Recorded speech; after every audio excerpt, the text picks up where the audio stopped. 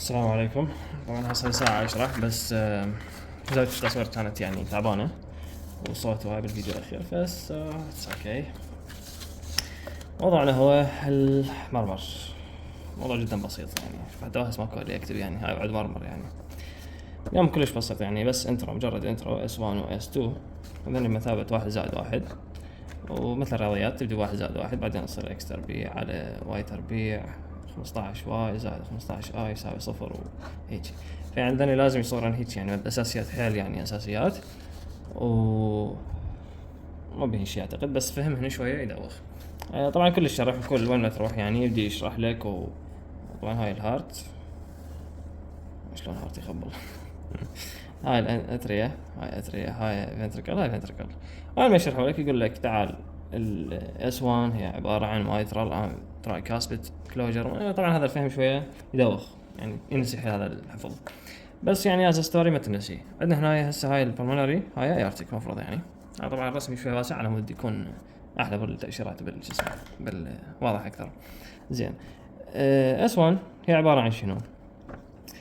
اول ما نريد نسوي كونتراكشن هاي الفنتركل هاي المصل تريد تسوي كونتراكشن ما تقدر تشتغل اذا اكو باب مفتوحه.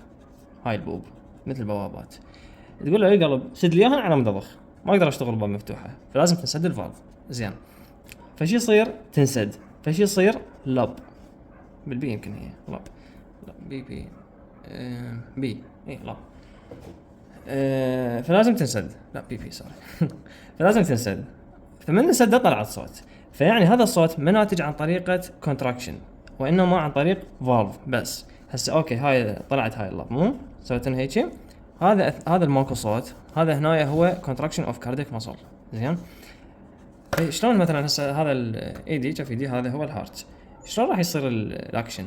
هو هيك حيصير لب ومن ثم كونتراكشن يعني حيل سلو موشن هيك هذا يعني هيك لب كونتراكشن وراها تجي دب.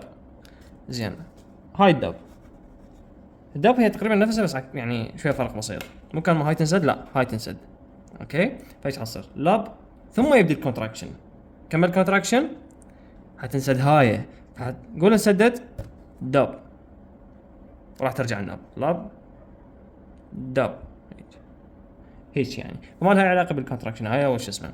فيمكن اكو بعد كونفيوزد بالناس يعني عبالهم كونتراكشن او هيك شيء. قول انسدت ومن ثم انسدت انتقل الدم وراح لايورتك وهيك شيء. كذلك عندنا الداب S2 اوكي عندك هنايا الاتريا يصير كونتراكشن الدم وين حينزل جوا بالفنتركل همين هاي ما تقدر تشتغل يعني همين بها مصر ما تقدر تشتغل وهذني مفتوحات ابد مستحيل.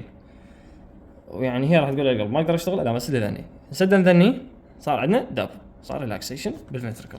هاي فضت السالفه. فيا ابنورماليتي مثلا مثلا واحد سدد باب السياره قوي هيك يعني تخيلها سدت الباب كلش قويه طبعا ما ذكرك هيك بنورماليتي او شو اسمه.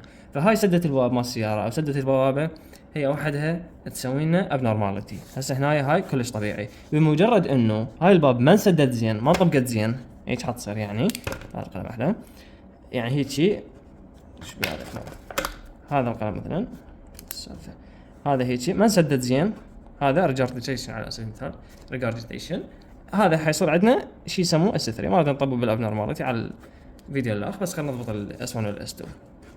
فكل ما في الامر انه هذا S1 سدت شو اسمه البوابات ذني صار الكونتراكشن طلع دم كملنا كونتراكشن ضخينا دم هسه نبدا نستلم. هاي وين نستلم هنا فذني تنسد هالمره اي كمان هاي S1 هذا تنسد مايترال لاين تراي كاسبت S2 pulmonary and aortic. هاي كل ما في الامر. زين هسه ورا هذا الفيديو عندنا فيديو بسيط كلش متكون من 20 ثانيه. هذا الفيديو لازم ينسمع يوميا تقريبا يعني هوايه لحد ما ينضبط. وراها يعني حيصير كلش سهل وينسمع هواي على هواي ناس.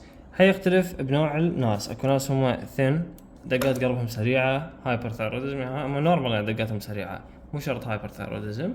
وكو ناس لا اللب مالتهم تختلف متباعدات بس هذين المتباعدات همينها لازم تحفظهن.